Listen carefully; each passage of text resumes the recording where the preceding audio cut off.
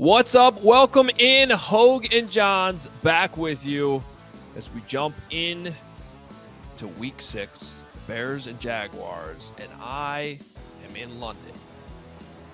I am in Chicago. It's beautiful in Chicago. Your background looks the same. I have some building behind me that was probably built like 200 years ago.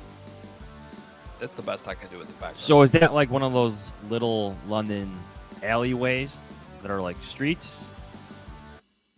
Basically, yeah. I mean, here they're just streets, but they're also small because they're hundreds of years old. Here, let me see if I can give you a little bit of a better view. Okay. Like there's a pub right down there, and it's a very London-y situation. Have you been to that pub? Yeah, it was like the first place we went because we're like we couldn't get in our room yet. Feels like it was 3 years ago now at this point, but we went in there. It's the Crutched Friar. Got a pint, and it's a great name. Yeah, it's I mean, you don't have to walk far. There's like another one right there and another one right over there. That just they're every 5 feet. It's great. And it's been awesome running into Jahns. In all seriousness, the amount of people that have just been the stories they're telling of how long they've listened to this show. I tweeted yesterday our guy Benjamin from Germany, who at first told my wife that he learned how to speak English just listening to this show. I was like, that's insane. I don't even understand, because I guess in Germany they're required to take English, just like, we take languages growing up, but like I forgot everything I learned in Spanish class. You know what I mean? So he's like, I had like whatever tiny words in English he kind of knew just from school. And then it took listening to this show over and over again, and also CHGO Bears as well. And all of a sudden, you talk to this guy, he's like fluent. His English is great. Does he have the Chicago accent? No, he lives in Germany. If he learned English from us. Yeah, you're right. You're right. No, that's a good point. And there's been, I was just in the church that William Shakespeare was a parishioner in. Yeah, random guy saying hello. Big fan of the show. And apparently, Fishbane was just texting us and said, you made that sound like William Shakespeare came up and told you that he's a big fan of Hoge and Jahns. Yeah, he did. Billy Shakespeare. No, it was a Bears fan. I know. and Zach Miller too. I just ran into Zach Miller outside that same church. Country star. You're making me feel sad that I'm missing it. Yeah. What did you think was going to happen? I'm okay. Thank you for listening, everybody. Thank you. What Benjamin from Germany? Yeah. Thank you for listening. You'll listen to this one, I'm sure. Yeah. And there's a whole German, I think they call it the German Bear Cave. And they're having an event tonight. It's going to be great. Honestly, it speaks to, and I wrote about this in my my Friday newsletter, just and you were here last time, you saw it. I mean, the reach that the Bears have internationally, and Kevin Warren said the other day that, they estimate 40 million fans worldwide that are Bears fans. And London is a very centrally located place around the globe. So, we have, with our CHGO group here, someone came from Sweden, someone came from Japan, Germany. Obviously, there's a ton that just live here in the UK and are taking the train down from wherever they live. So it's been pretty incredible. But this is still our normal Friday preview episode that we're going to do. We got a lot to get to, honestly. Follow us on Twitter at Adam Hoge, at Adam Jahns. And of course, the show account is at Hoge and Jahns. And all the merch, like Johnsy's shirt he's wearing right now, available at hogeandjahns.com. We got some news we got to get into. Some not so great injury news is with the timing and the time change here. We've already heard from Matt Eberflus on Friday, which we normally don't have the benefit of as we record this on Friday mornings. And we have a great interview with Taylor Dahl, who covers the Jaguars, has a show in Jacksonville, but is a Bears fan. So perfect guest for this episode. So we'll hear from her as well, and obviously get into our 3 big questions and over-unders and make some picks for the weekend. as well. All that fun stuff. Should we start with the injury report? Yeah, take us through it, man. So, I mean, the two big names, we already knew Jaquan Brisker's out. So Elijah Hicks is going to get the start in his place. And now two names, one we knew of coming into the week to be watching, and another one that popped up yesterday with an injury. That's the one I want to start with because it affects the Bears secondary some more. Tyreek Stevenson, officially doubtful versus the Jaguars. So your number 2 corner, most likely not going to have him in this game. Suffered a calf injury in practice on this makeshift football field they put down at this country club that the Bears are practicing at. But I don't. I'm not like I'm blaming the field. The Bears have had plenty of groins and soft tissue injuries that have popped up this season, and this calf for Tyreek Stevenson, just the latest one, did not practice today. Doubtful for Sunday, and Terrell Smith, who's usually the backup for either Jalen Johnson or Tyreek Stevenson, didn't even make the trip because he's been dealing with a hip injury. So they're down to Jalen Jones, most likely getting this start. Bears have a really good secondary. They have depth. That's all the good news. But as good as the secondary is, Jahns, they're going to be tested with these injuries against Trevor Lawrence. So you're going to have Jalen Jones and possibly, or Elijah Hicks possibly playing on the same side Sunday against Trevor Lawrence. And he does have some explosive weapons. The Jaguars aren't the best team in the NFL, but when you're down to your second and third stringers, those are situations that any opponent, any quarterback is going to look to take advantage of. Well, the sleeper wide receiver in this year's draft, as Rome Odunze and Marvin Harrison Jr. and Malik Neighbors all got the hype as the big three. But Brian Thomas Jr. was right there to most people, including myself and obviously the Jaguars, as a first-round pick.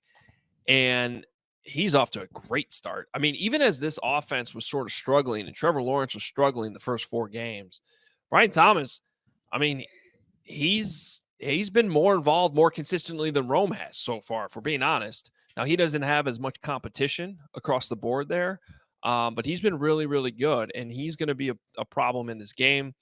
So, for me, this is going to be an interesting test for the Bears with their secondary going up against Trevor Lawrence. And this is the type of game where you really need Montez Sweat, Gervon Dexter to show up, move the pocket, and get some pressure, because if they struggle with that, this might be – the Bears have a long streak now of not giving up more than 21 points, and this might end up being that type of game where the offense needs to carry the weight a little bit more.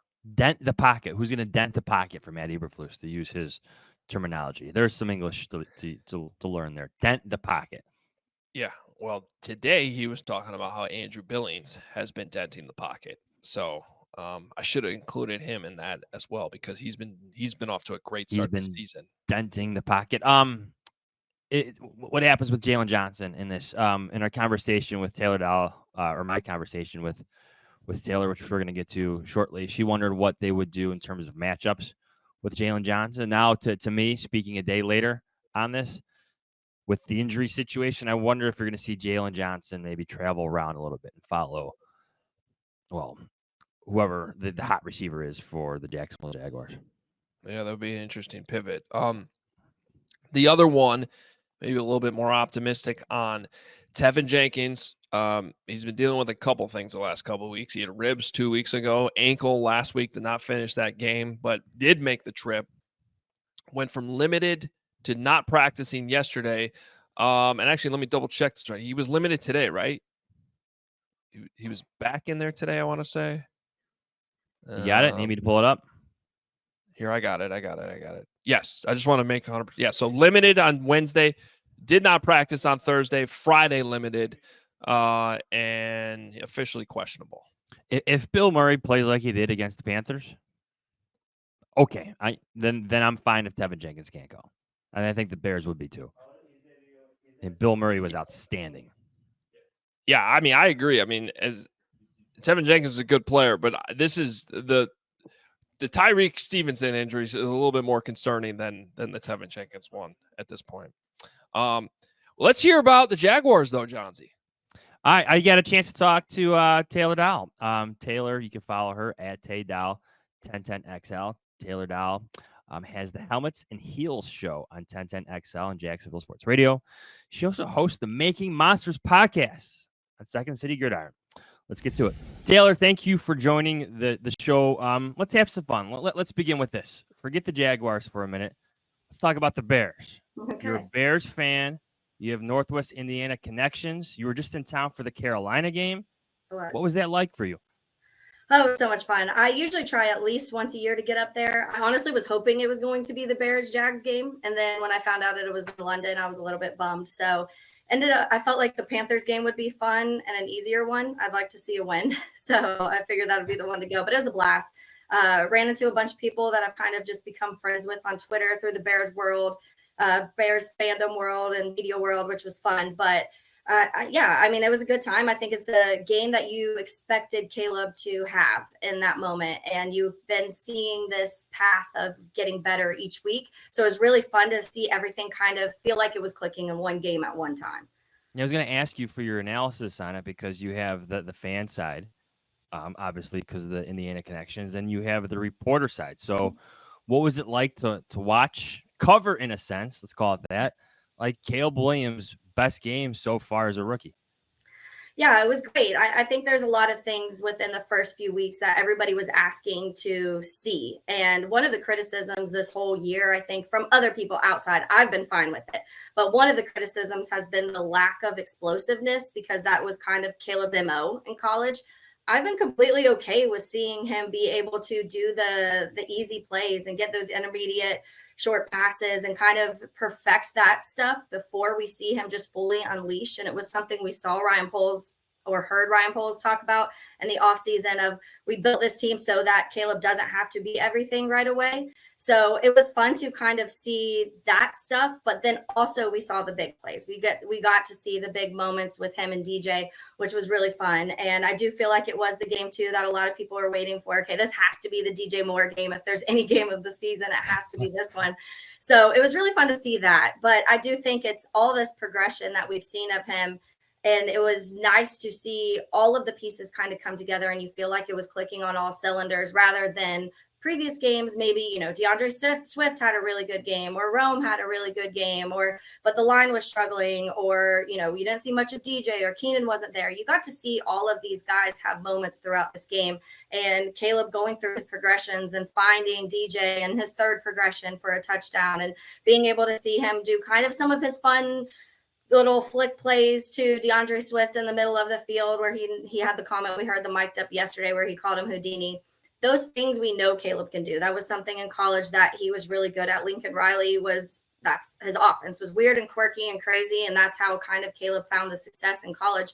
So it's fun to see that he can also be kind of a game manager and be able to also make things consistent and feel like that you don't have to have those miracle plays to be successful. Like we kind of felt like we had the last few years. So it was great to see the consistency from outside of that first drive, obviously the 3 and out, the rest of it felt like it was all Bears. I know a lot of our listeners, our followers, or viewers now on YouTube are familiar with your work. You have the Making Monsters podcast and Second City Gridiron. But for those we're just getting to know you, I guess, by watching this or listening to us. Like, where does your Bears fandom begin? Before we get to the Jaguars, where does that? Where are those roots from? Yeah, so I was actually born in Jacksonville, but my whole family's from I say Chicago because like great-great-grandparents from Chicago, but everyone ended up moving to the region area. They lived in Whiting, Hammond, that area. So my mom, my grandparents, all my cousins, uncles, aunts, everybody was born and raised up there. My mom just happened to move here the year I was born. So I was born here. We moved back up to the region area when I was like 4 or 5, stayed there until high school. And I came back to Florida for high school. But because of that, I just my entire family's diehard Bears, Bulls, Blackhawks, Cubs, Notre Dame. That's what everyone eats, breathes, sleeps. And so I just kind of kept that. And then obviously the Jags didn't get their team until the mid 90s. I was not here. I was actually back up north when they got the Jags. And then I didn't come back until I was 11, 12. So by that time I was already fully engulfed in the Chicago Bears world of everything. But I kind of took on the Jags as a second team because I'm here and now I cover them obviously. So that adds a whole other layer to it. But yeah, the Chicago side has been since the day I was born because that's how my whole family is raised. I think I learned the Bear Down song and Notre Dame fight song before I learned anything like anything as a child. So how did you deal with all the? I mean, there's many quarterbacks, I guess, even in your lifetime. Right? It's Yeah. it's kind of crazy. Even covering the Jaguars, a lot of different quarterbacks. So Yeah. like to get a firsthand viewpoint of Caleb Williams and the reactions, in the stadium, given the history that we all know here in Chicago, like they had to be pretty unique as well. It is. It's honestly, I've been very cautiously optimistic because I've been one of the ones who have like jumped on board with all of them and trying to be like, okay, this one's it. Even if I had hesitations, it is a different feeling with Caleb. And it took me a little bit to get on board. I'll admit it. During the offseason, I was more so on the pro keep Justin, build around Justin side of things, but I was in full understanding of why it was a good idea to move on and how the Bears were in a very unique situation. Like they were given the first overall pick and they didn't absolutely suck last year and still were able to go get a quarterback and kind of reset this without having to worry about a contract with Justin and then have to pay him and figure all these other things out. So I understood that.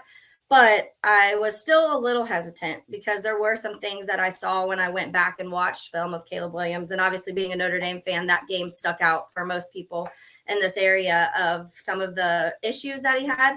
And honestly, the main things that went to were kind of linked to what we saw in issues of Justin, which were holding the ball too long, fumbles. He fumbled a ton in college. He had a long time to throw. And so those things kind of scared me a little bit because I was like, are we going to just repeat this same thing of a quarterback who has these couple issues and you're hoping you can work it out of them with a defensive coach? And is that defensive coach going to be able to do it? But I do feel like already things feel different because if you're looking at 5 weeks and 5 weeks of progress there, you're seeing more than what we saw in 3 years of Justin. And that's what I think that you have to kind of grasp on. There's still going to be some moments of up and down. I think that's just part of being a rookie quarterback. When guys obviously when teams start getting film on him too, they're going to figure out some of his strengths and weaknesses and be able to build around that.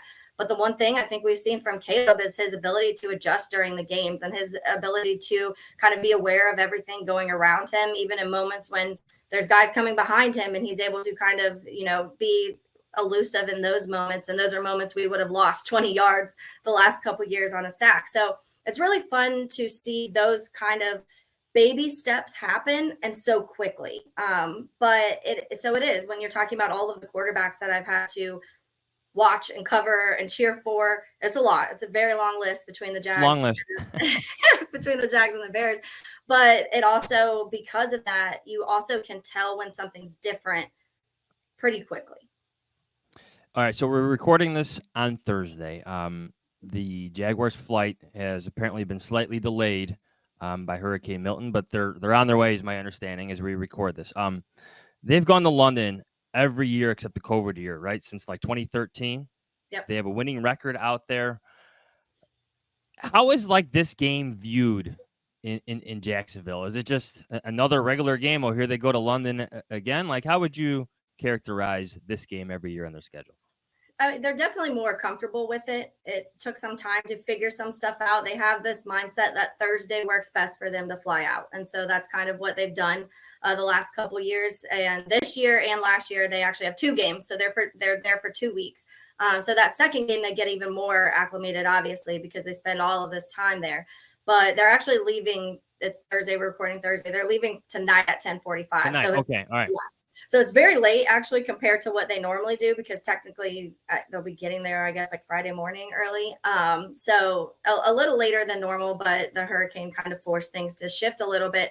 But they definitely do have the flow of things, and that happens when you get to go as often as they do. It's almost, I'll tell you, fans hate it. Fans are not. They lose a home game every year, and it's unfortunate for them because season ticket holders still spend a lot of money for their tickets, and they get less games for going to for the London game. So it sucks for the fans. And they're also talking about their stadium that they're going to be building soon too. And in those years, they have to move out of the city of Jacksonville too for a couple years. So not only do you have a London game, but then you're not going to have any home games for a couple years. So a lot of people have been like, well, we should have just let us have all of our games here for these couple years until we have to move. But that's the fan side of it. The team side of it, it's been beneficial. They get a lot of money from these games. It does spread the fandom of the Jacksonville Jaguars. They have a lot of fans over in London now because they've been there so much. And so you can see, and I'm sure we'll see it this weekend. There'll be a good amount of Jags fans. I'm sure Bears travel so well. So that's one of the good things, I guess, positives about this one is Bears travel well. But there's like fans that live there, like London, people that live in London that are diehard Jags fans because they get to see them every year in their hometown. So that is a factor of it. But when it comes to just the logistics, I think it's hard to plan. I mean, you can say as much as you want that the team as an organization knows how to do it, but there's a lot of new players on this team. Also, not as many as what the Bears have, but there's still a good amount of new guys that haven't had this experience of going to London. So the organization knows how to do it, but does that always trickle down to how well the actual players can handle the travel and the time change and the different food and all of that stuff? I don't know. And I think this year will be one of the bigger tests for them just because they are leaving a little later than normal. Yeah. Some players handle jet lag a bit better. Some never adjust to it. Some are always going to be tired. I'm still tired from Monday, so it's like a 3-hour flight. So yes, absolutely. Well, I heard you had a delay too, right? Coming home from Chicago. I was in the airport for like 16 hours. It was the longest day ever. Yeah. Yeah. O'Hare? No. So I actually had a layover in Philly, and my layover in Philly, I was stuck there for almost 16 hours. Oh, brutal. Yeah. Brutal. So back-to-back 9-8 seasons for Doug Peterson. Like I imagine expectations, especially with Trevor Lawrence in his fourth year, had to be pretty high entering this year. I know they just won in week 5 against the Colts, but the 0-4 start had all sorts of different storylines coming out of it. Like, encapsulate this for me, just in terms of where things are for Doug Peterson. Like, how much pressure do you feel like he's under? Like, does he still have time because of these 9-8 starts? Like, take me through it. Yeah, I'll be honest that Doug Peterson, I think more so let's go to Press Taylor. Press Taylor has been on the hot seat for a while now. A lot of people have had some very hard judgments on Press Taylor. Even after last year, most of the fan base, most of the media wanted Press Taylor to go. And they instead fired all of the defensive side of the ball, which was a little strange to most people because that was what kind of kept the Jags in a lot of games. And if you go back to the beginning of last year, they were 8-3. So people look at that and they were like, they were 8-3, like things were going great. They were barely winning some games they probably should have blown out. They got absolutely rocked by the Houston Texans, who obviously CJ Stroud was in the start of a really good season, but was at the beginning of it. So there were a lot of moments early on where the defense saved them and kind of got them out of a lot of situations. And when the defense started getting some injuries and the defense started getting worn down towards the end of the season, things just kind of fell apart and the wheels fell off. And a lot of people started blaming that on the offense and being Press Taylor because Trevor was hurt. Christian Kirk was hurt. There's all of these things, but it's like at that time of year, every team is going through injuries. So you can't really blame everything on that. And Trevor was playing. He was on the field. So it's not like you were missing your starting quarterback during that time. He just wasn't 100%. So there were a lot of people kind of putting this hard judgment on Press Taylor. And nothing happened. It was kind of been this protection, which this goes back to Press Taylor. A lot of people believe Doug lost his job in Philly because of Press Taylor too. And so now we're kind of having this deja vu of a similar situation. And so last year when it happened, the defensive staff was fired. They hired Ryan Nielsen out of Atlanta. Everyone's super excited about that. They love Ryan Nielsen and how he kind of flipped Atlanta's defense really quickly last year. But then we get to this year, and the start that happens is you're playing not very good teams. And what looked like maybe was a stronger schedule, Miami doesn't look like they're a very good team. Granted, Tua is not playing right now. But then you have the Browns, who look like a hot mess. And so you're losing to teams that you should, if you're a good football team, should be winning, and you're not. And so now eyes have turned to Doug Peterson because they are kind of looking at maybe it's not all Doug's fault of the on-field product, but why are all of these issues arising in these 2 years when you had the opportunity to fix it this offseason when it comes to the play calling and when it comes to other things like that? And so there's definitely eyes on Doug Peterson. And I think that could it change in the next few weeks if the Jags come back from London and they are 3-4? Do people kind of quiet down a little bit and just feel like maybe it was a rough start? Possibly. But I think there's a lot of outlying issues when it comes to Doug, and people are starting to relate a lot of things to how things started going downhill in Philly. there's a lot of regression of several players. Multiple offensive linemen have gotten worse in the last couple years. Some of the defensive players that were looking like they were going to be very big pieces of this defense started going downhill this last year. So people are wondering how much is that connected to Doug, is how much of these players who looked like they could be really, really good or were playing really good, and then now this year have taken a step back, is related to your head coach. And I think a lot of it, when you come to in-game things, when it comes to certain, timeouts called in certain situations, or even the play calling, even if it's not, Doug says it's his offense. If Press is calling the plays and the plays aren't working, why isn't Doug taking over? You're an offensive-minded coach, so why aren't you making yourself a bigger role?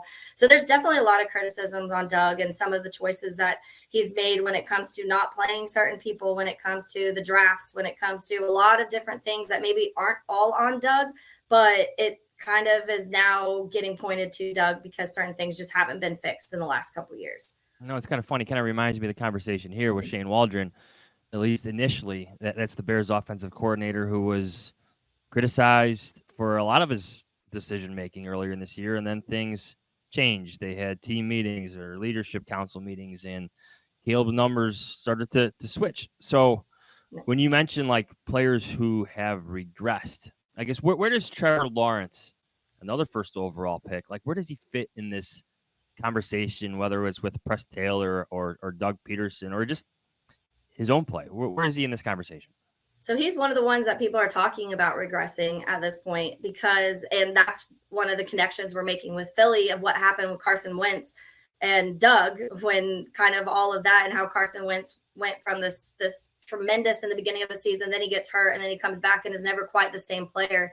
And not saying that Trevor Lawrence is there yet. People are more just so let's stop this before we get to this point where the player is fully moved backwards, or little things. For example, he's not as well aware as he was a couple seasons ago. His pressure to sack rate was always one of Trevor's biggest strong suits. Like, you knew, like, he would get a couple sacks every now and then, but he was one of those guys that not even being, he can use his legs, he can be elusive, he can get out of certain situations, he can get the ball out quick if he needs to get rid of it without taking those big sacks.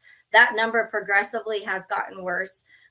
Maybe some of that is the line. He's just getting pressured faster than he was the first couple years, but he also never really had any fantastic line. He wasn't standing behind the Chiefs or the Philly line. He was just kind of behind mediocre guys.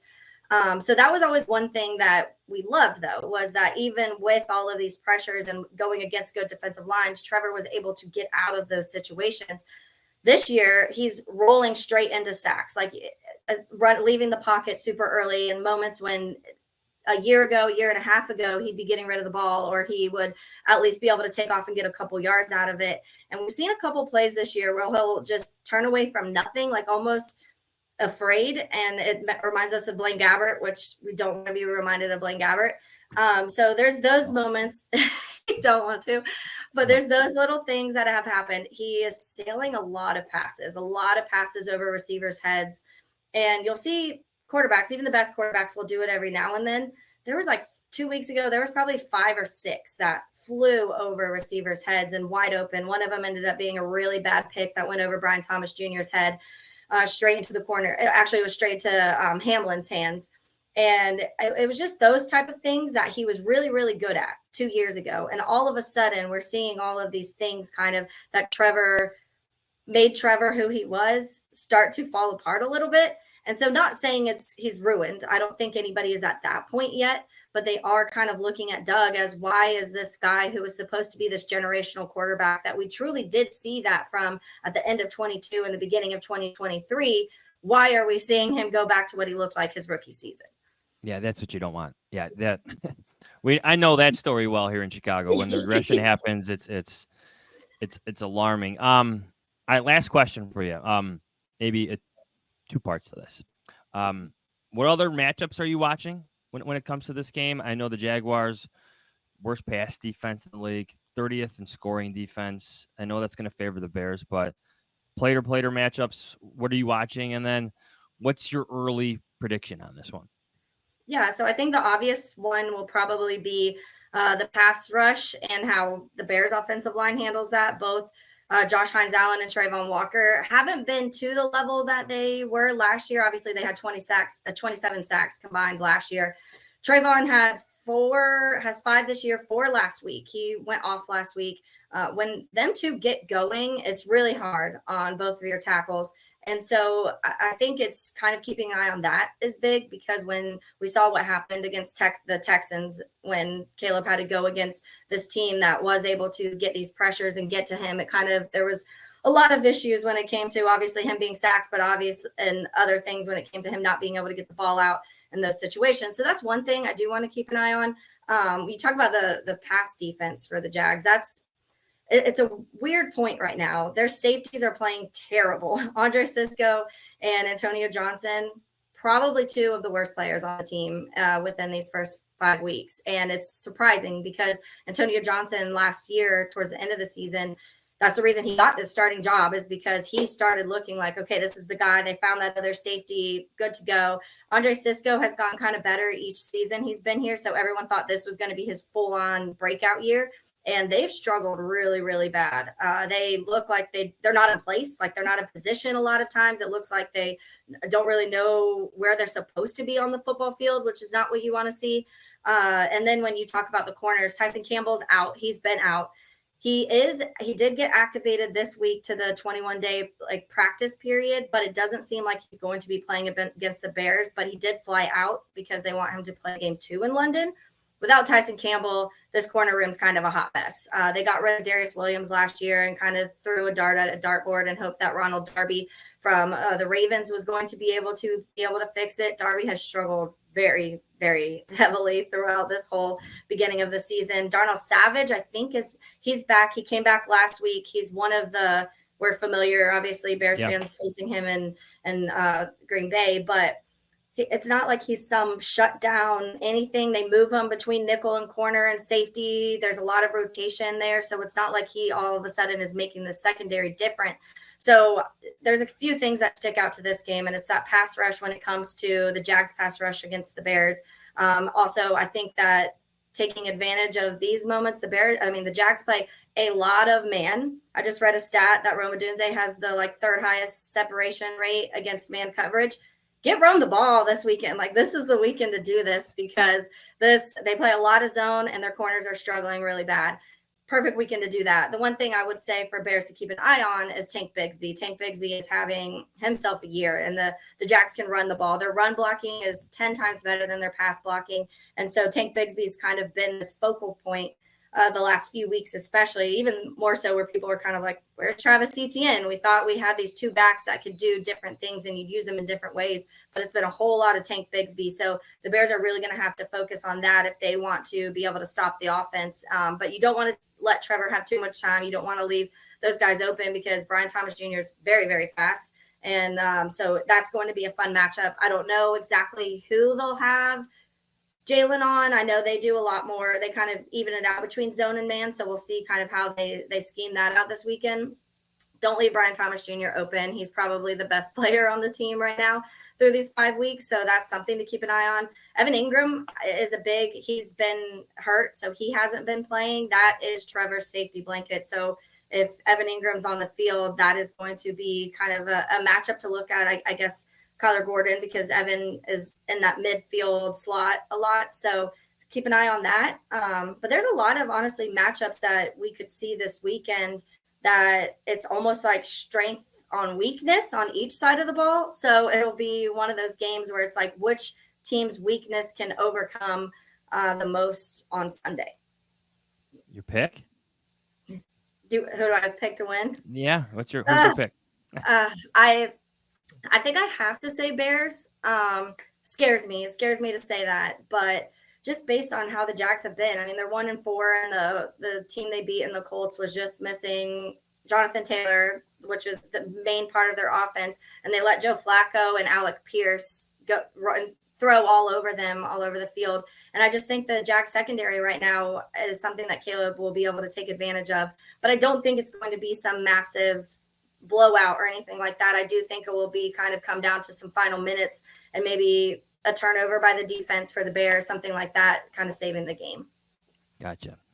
Taylor, thank you so much. If you're watching, listening and you're not following Taylor, you should. She's at Taydal1010XL. She has the Helmets and Heels show on 1010XL and Jacksonville Sports Radio, and she has the Making Monsters podcast on Second City Gridiron.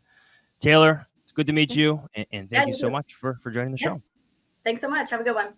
Taylor was fantastic. Just the amount that I think she knows more about the Bears than you and I do, Adam. I mean, she follows them just as closely as we are. She obviously has her connections, because of her fandom and her Northwest Indiana connections, but just fantastic stuff from Taylor there. Yeah, absolutely. I think she's hosting our post-game show on Sunday, to be honest with you. CHGO style? Yeah, with Briggs and Brown, because we have to reverse the shows because of logistics. We're going to be at the stadium and we got to get back. So we're reversing the shows. And I'm pretty sure that she's going to be hosting that with those guys. So if you guys enjoyed that interview, you're going to get a little bonus. Don't totally quote me on that, but the last I heard, that was what was happening. So she's great, and awesome job doing that interview. Sorry I missed it with the time change and everything, and her dealing with the hurricane, obviously, too. Plenty of logistics involved in that, but awesome way to preview this game. But we got to keep moving here, don't we? 3 big questions. Adam Hoge, with the Bears playing Trevor Lawrence, another first overall pick. Given our experiences, give me your top reason why first-round pick quarterbacks fail for their respective teams. I honestly think it's organizations. I think that's the top thing. The situations that they are put in, the infrastructure around them, and Trevor's been on quite a ride here with Jacksonville, and the changes that have been in there. Urban Meyer. I mean, to be honest, the fact that he got to his second contract with what they've dealt with down there in Jacksonville, I think is actually testament to the fact that he's still, in my opinion, pretty good. Now, has he completely lived up to what he's supposed to be as the number 1 overall pick? If 4 or 5 years down the road, if this is what the situation is with Caleb Williams, are Bears fans going to be happy? Absolutely not. But you look at what he's had to deal with there, and it reminds me, I honestly think he's overcome a lot of the obstacles that have been put in his way. And that's not to say that he's blameless at all, but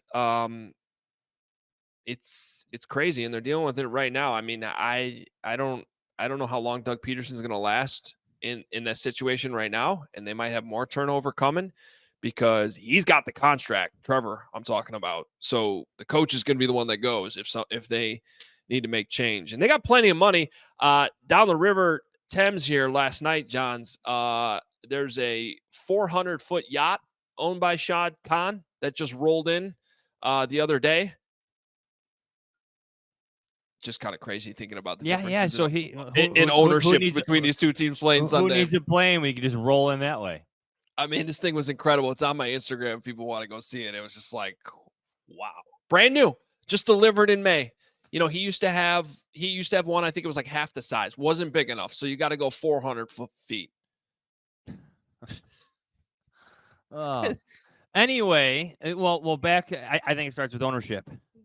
Yeah. Speaking of 400-foot yachts and whatnot, you just look at the Carolina Panthers and how that blew up so instantaneously on the Bryce Young situation down there. It starts from the top. You got to have the infrastructure. You got to know what you're talking about. You got to know what you're doing. You got to have some patience with these young quarterbacks. It's not all their fault. Everything that goes wrong, it's not all on them. There's a lot of things that go into their success. So if I have to give my number 1 reason, I'm with you. It's the organizations, and that goes all the way to the top. Number 2, according to Pro Football Reference, the Bears defense ranks 3rd in expected points added, 1st in opposing QB passer rating, 6th in passing yards allowed per game, 5th in scoring defense, 3rd in third down percentage, 5th in red zone percentage, and 3rd in turnover percentage. That's taking the ball away. Are we all guilty of not talking enough about how good the Bears defense is? You know what? I don't know. I think that if anything, I was trying to catch us a little bit in the preseason when it wasn't just the media, it wasn't just the fans. it was literally players on the team, many of whom on offense, that were just like, yeah, we got a top 5 defense. So, that's great. And like, wait a minute here. And you had defensive players that were even like, well, wait a minute. We've done a lot of talking. It's time to walk the walk. So I don't know that I think the defense has gotten the credit it deserves. I just think this is a great example of just something that's been sort of talked about for a long time coming to realization that this actually is a top 5 defense. In many of those categories you just mentioned, it's a very good defense. It's exactly at the level it needs to be for this Bears team to turn this thing around offensively, which we're starting to see. Talk about situations. Caleb Williams has the benefit of this outstanding defense, and Trevor Lawrence does not. So I just think this is a matter of maybe people being a little bit like wait and see, but it's here and it's real. And I think they are getting the credit they deserve. I think it's just a matter of having a rookie quarterback that was taken first overall. Yeah. Having the ups and downs that Caleb Williams is having. Those need to be covered thoroughly. Those need to be talked about thoroughly. It needs to be handled, well, from our point, like semi-aggressively. This is what everybody wants to talk about. But on the other side of the ball, I think we'll get to this as the games add up and the takeaways happen, and maybe there's a few pick sixes in there and maybe a fumble return for a touchdown, because I feel like those are going to happen.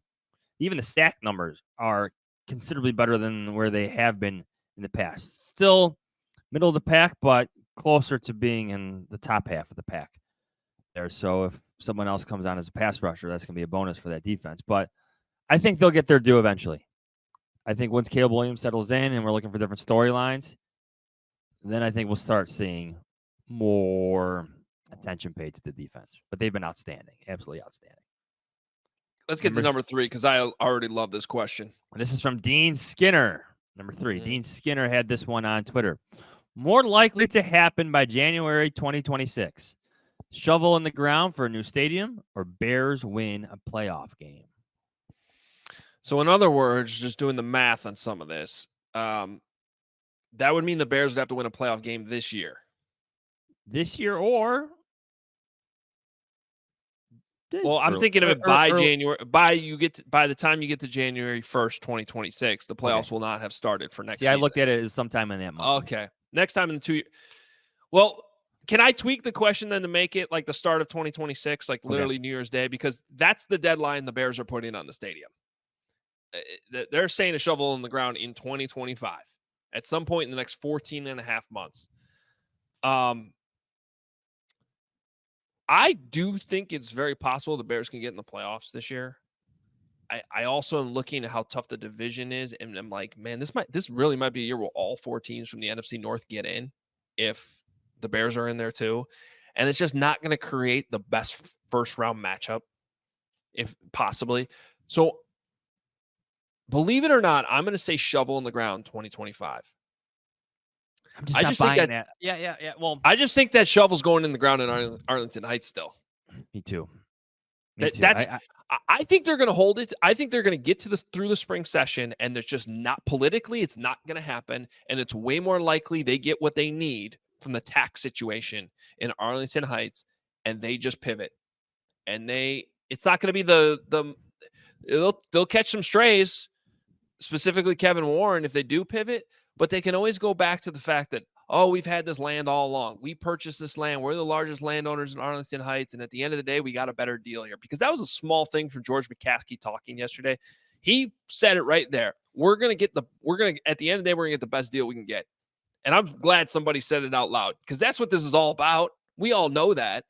And I do think that by a mid-year 2025, that location is going to be settled on, and that shovel will go into the ground by the end of the year. See, that's going to require Kevin Warren to pivot, because it was full steam ahead with Arlington Heights before he was hired as team president. He comes in as team president, and it's complete pivot back to Chicago. That deal was basically done in Arlington Heights. And if you look at it, that tax issue is so minor compared to all the hurdles that you have to jump over and the additional hurdles that come after those hurdles in Chicago. Yeah. And I just... We don't have to spend a lot of time talking about the stadium here, but it's a fun question, and believe it or not, I am going to go with the shovel. Don't take it as a knock on this year's team. I think there's a decent chance they can make the playoffs, but I think winning a playoff game once you get in is a little bit of a different story. Now, we'll say if we extend this into January 2026 for this conversation, Dean, I'm going to take Bears winning a playoff game for that shovel in the ground. If I get to count the first month of 2026. Over-unders. Yeah. Sorry, go ahead. I would agree with you on that. Yeah. Over-unders. This is from Matt. Mentions of Hurricane Milton impacting the Jags flight plans. -2.5 or 2.5. I'm going to go under, but it'll be mentioned twice. Yeah. You'll get 1 or 2 mentions on it. Mm-hmm. From Peter. Over-under number of times Big Ben, not the quarterback, but the clock, shows up on game stats graphic set at 2.5. Do you know that that's actually Elizabeth Tower, and apparently Big Ben is just the bell? I did not know that. Yeah, I was informed of that last night by my wife. She was correcting me, of course. Do we have to skip over this one now? No, I just... that's a lot for, unless it's like part of their graphics package for the game. I didn't watch enough of last week's Jets-Vikings game to know. I'll go under. Yeah, I'll go under. Maybe 1. You'll definitely get like the British Royal Soldier graphic. I mean, it's on our CHGO graphics, so it's an easy one. It's easy, yeah. All right, this is from Fitz. Over under British pub references and graphics. Everything counts: pint, Guinness, meat pie, fish and chips, etc. Half. Over. Over. There'll be an accidental shot just because that's how many pubs there are. This is from Kelly. References to Trevor Lawrence as the first overall pick. Any rookie season stats compared to Caleb. Half. Over. Over. Yeah, I would take the over on that one too. Yeah. From Politically Homeless. Over under Coleman Shelton caught in the parabolic mic yelling back at Caleb. Half. They might be looking for it this week now. Yeah. Yeah, I'll take it over on that. Okay, I'll go over. This is from Z.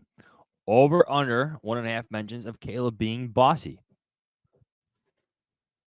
Yes, I think that'll be a storyline that is brought up, and then maybe it's referenced at some point during the game. Like he's playing like a boss? Well, he might be doing that too. Who's the boss? Yeah. What did you make of that comment, by the way, from DJ Moore? Yeah, that was one of those moments that, quite frankly, it's a little hard to paint the full picture of what was happening without actual video. And even the video probably didn't tell the whole story because your video's cropped on who's talking at the podium. And the reality was Caleb's standing there too in the room. And DJ knows that. And you've been in press conferences where that's happened. And you sometimes get guys that start to riff a little bit. Yeah, they start to because they're almost like they're almost trying to poke their teammate at the same time. So, I mean, I think he was being genuine in what he was saying. We're talking about DJ Moore, calling Caleb bossy. But he was also leaning into it a little bit because Caleb was standing right there. And we saw a number of those interactions. We had a moment that we had on CHGO where Karm was talking to Keenan Allen and asked him a question about Caleb. And Caleb was standing 2 feet away. And Caleb jumped in the shot and actually waved. So they're having fun. I think it's all signs of chemistry being built right now. That's it. So don't read into it at all.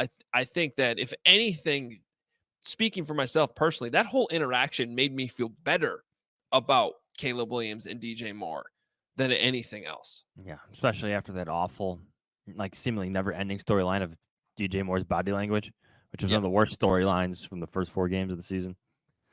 Completely overblown. Anyway, from Jack, over under Roschon Johnson touchdowns. Half. Ooh. He had 2 last week. I'm going to say under. I don't think you're going to get it. I think you're going to get touchdowns through the air. I'm going to go with you on that too. Yeah. Under. Jaguars have the worst passing defense in the league, so please note that. So, from Alec, over under explosive pass plays from the Bears. 2.5. I'm going over. Over. Yeah, I think they're able to. I think they're able to build on what they've been doing, and this is a matchup that will help that. Like, again, even with the Bears missing Tyreek Stevenson and Jaquan Brisker, I would still think their secondary is better than their Jaguars. Yeah. That's how bad the Jaguars secondary is. And last but not least from TJ, number of sausages Adam Hoge consumed in the blood sausage laden press box. Over under 1.5. Yeah, this is an under, and here's why. I am going to actually be in the stands for the first time since like 2008 or something. Because of this group we have with CHGO, I am actually not going to be credentialed for the game in the press box. I am going to be with all the fans that made this trip with us in the stands. And so, will I partake in a sausage at some point in the game from a concession stand? Possibly, but it will not be in the press box. A blood sausage? I've only seen one person in my entire life eat blood sausage. I gotta be honest with you, I don't even know what that is. It's a form of sausage where there's a bunch of blood inside. It's cooked with blood. Put it that way. So it's not cooked. No, it's cooked. No, it's cooked, but like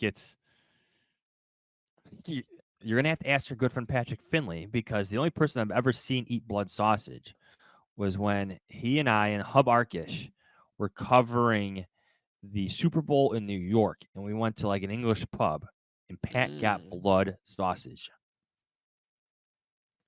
I passed. I think I got bangers and mash, but I am a very experimental eater, and I will try almost everything.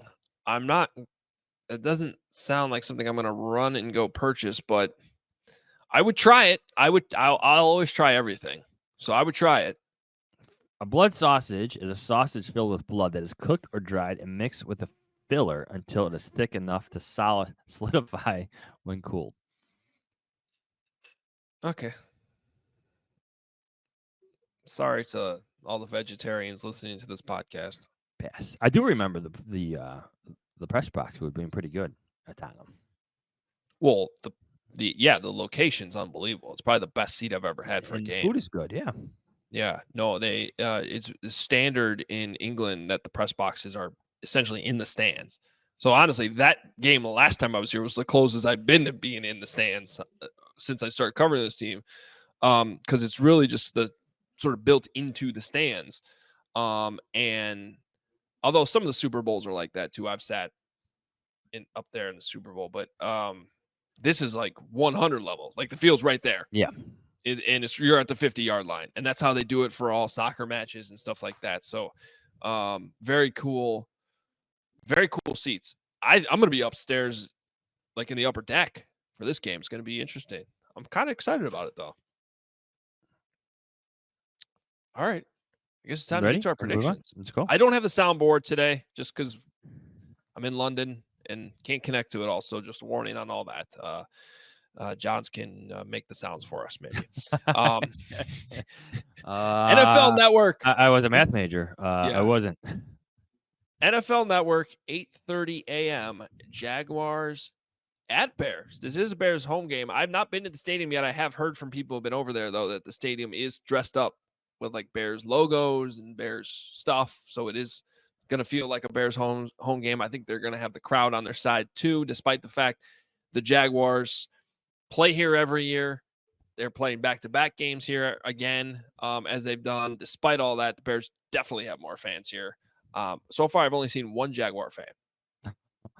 Whereas last night, they're on with the yacht. Yeah. They do have the bigger yacht. I will say that, because I don't know that George owns any kind of boat. Maybe a pontoon or something. I hope he's got a pontoon like in Lake Geneva or something. Yeah, and guess what? I'd rather have that. Yeah, sounds nice. I can't even imagine just how much it is to move that yacht, like, down the river. The docking fees just to have it here for the week. You have to staff it. You have to staff it with a lot of people. I can't even imagine.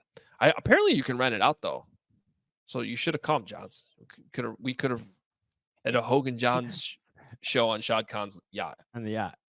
for $200 million or whatever. I don't know. Anyway, the Bears are favored by 1.5.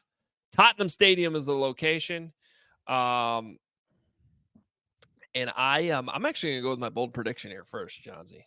And this is going to help from a listener who brought this up last night. And I believe I have the numbers right. He said, what's a better bold prediction?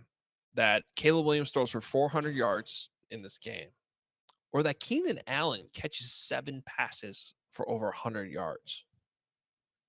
You want my thoughts? It's the last one, the Keenan Allen. That's what one. I went with too. And now I'm going to ride with him. I'm going to say that's my bold prediction, that Keenan Allen has a game. And he gets involved. I'm not so sure about the 100 yards, but I could see 7 catches happening. Okay. What's your score? My score is Bears 27, Jaguars 20. I think the Jaguars are able to flirt with that 21-point threshold that the Bears have been running, 11 straight games or something now. I think they're able to keep them right there, but this is going to be a closer game than people are hoping for. Bears get it done in the fourth quarter, though, 27-20. I have the Bears winning 27-16, very similar to last week. I think the Panthers, the Jaguars will have some success running the football. Maybe they break a long touchdown. It's been happening to the Bears defense. You got a couple backups in there. But by the end of it, the defense settles in. There's a couple takeaways, and Caleb Williams has another productive day. My bold prediction for this is another 300-yard passing game for Caleb Williams and 3 touchdown passes. Woo-hoo-hoo. Bears fans will be going into the bye week feeling really good. Really good. That's the case with a 4-2 record. And I think that's bold because crazy things happen in London. Yeah, and that's totally on the table. But the only thing about all that is, well, other than the injuries, the jet lag, the travel, and all that has been more in the Bears' favor this week because they came earlier. They weren't dealing with a hurricane. However, the injuries, it might screw some things up. We'll see. Do we still have time to go through these other games? Yeah, let's do it. Okay. Fox, noon, Cardinals go to Green Bay. The Packers are a 5-point favorite. Hold on. The point is, those are some numbers. Start ahead. There we go. I like it. We can come up with some drops here. Yes. Or usually we'd play the bleep Aaron Rodgers one. Yes. At that point. Yeah. Or go Bears. Go Bears. Oh, that's pretty good. Go Bears.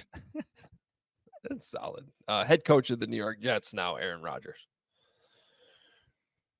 You gonna make a pick? We have that for later. I got the Jets. We can make jokes about that in a bit. Oh yeah, we do have the Jets on here. I put it on there. Cardinals. They beat the 49ers last week. Give me the points. I think they make it interesting. Maybe the Packers win, but Cardinals cover. Okay. I don't like how the Cardinals have been playing the last couple weeks. I'm gonna say Packers cover. They get it. CBS noon. Texans at Patriots. The point is, well done will be well said. That's your John Fox? I can't do it. Plus 6.5. Patriots dogs at home. I put this one on here because you have Drake May's return to the field. Call it whatever you want. We knew this was going to happen. Patriots, your foolish plan did not work.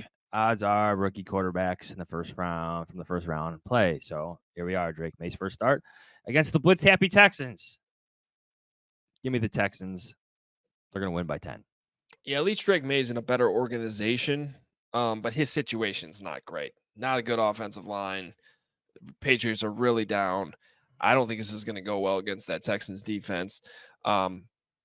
You saw how much DeMeco Ryans and the Texans were able to screw with Caleb Williams. I don't see why it would be any different against a worse opponent. So I will take the Texans to cover that 6.5, and I feel pretty good about it.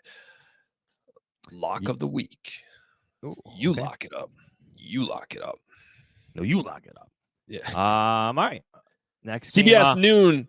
Commanders at Ravens. We got to come out hard and stay hard. There we go. Classic. It's like maybe the original, the OG drop. That's what that one would be. The Ravens are 6.5-point favorites at home. First real test for Jaden Daniels. I think so. Ravens defense is good. They're fast. They're physical. Playmakers on all three levels. Roquan Smith will have that team fired up to face a rookie quarterback. Give me the Ravens covering the 6.5, winning by a touchdown, maybe a little bit more. I think Jaden Daniels, he's going to get hit. He's getting knocked around a little bit in this one. So, yeah, give me the Ravens by a touchdown or more. Man, I'm going to take the Commanders to cover. They got something going on there. And Dan Quinn's a good defensive coach too. So I think this one's closer. I think the Ravens win, but I think the Commanders managed to keep this one close. You got another drop? I've been saving one here for a second. Let me think. What do you got? Give me one. Well, I think the Lions need to get their hands on more balls. Talking about expanding your package. Yeah, that too. Thank you to JJ Stankovitz. Fox 325. The Lions are at the Cowboys. The Cowboys are a 3-point home underdog after pulling out that win on the road in Pittsburgh earlier this week. The Cowboys, I think they might stink. That could be a drop right there too. Especially because Kent, our Cowboys fan producer, will probably pull that one. I hope he does. Oh yeah, I'm known for these now. So give me the Lions, even though they're giving up 3 points. Give me the Lions to cover. Yeah, I don't feel great about this one, but I will also take the Lions because I think you might be right about the Cowboys. Something about, although it would be very Cowboys to get that win in Pittsburgh and then come home and not score any points. Because Dak Prescott's on my fantasy team. All right, Monday night, ESPN, Bills and Jets. Jets 2.5-point underdogs. Aaron Rodgers, 2 words. Hall of Fame. That's the best one. Thank you, Pernell McPhee.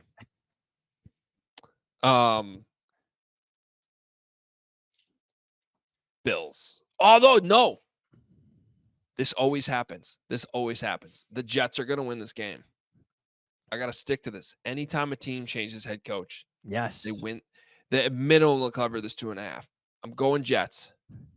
Aaron Rodgers is basically doing everything on offense now. He's going to call the plays. He's going to call the timeout. He's going to yell. He's going to yell at people. He's going to yell at the media. He's going to throw the challenge flag. He's going to do 2 press conferences after the game. One is the head coach.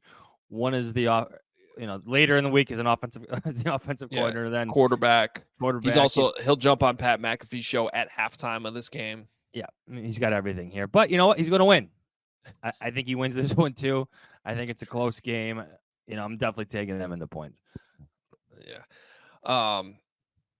Yeah, I'm going Jets. I love it. You got to. I mean, I honestly think the Bills should, and if you take all that out of it, would win. But this is just one of those where just because the new coach thing.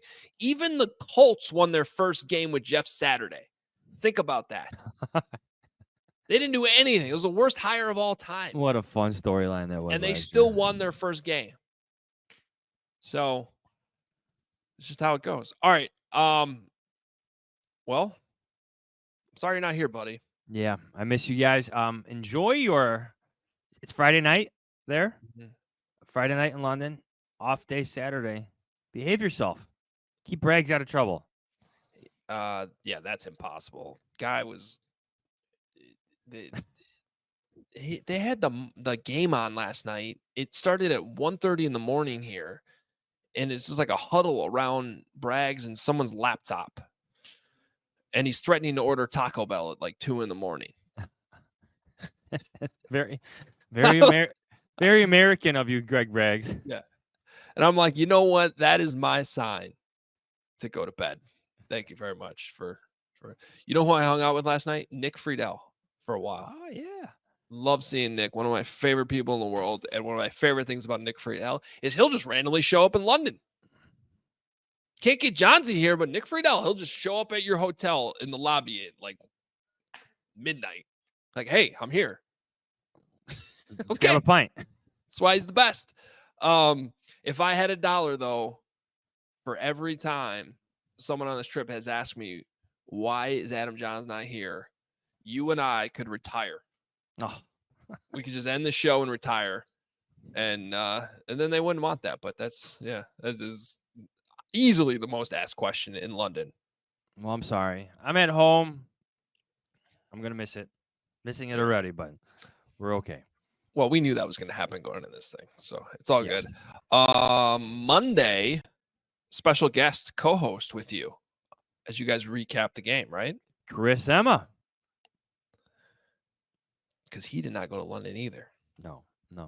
Oh, we should just play. Can you send me all your Juan Castillo sound bites so I could play them for Chris Emma?